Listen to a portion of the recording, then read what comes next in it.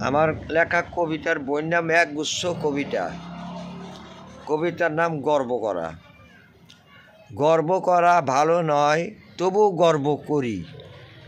জানেন, আমার বাড়ি বিক্রমপুর, এটাই বাহাদুরি। জানেন, আমার বাড়ি বিক্রমপুর, মাওয়াঘাটের কাছে। দেশবাসীর সুবিধায় একখান পদ্মা ব্রিজ আছে। গর্ব করা ভালো নয়, তবু গর্ব করি। জানেন, বিক্রমপুরে পদ্মা নদী, ইলিশ মাছ ধরি। ইলিশ মাছের ভাজা ভুনা, ডিমে মজা বেশি। এই রূপালি ইলিশ মাছ খায় দেশ বিদেশি। গর্ব করা ভালো নয়, তবু গর্ব করি।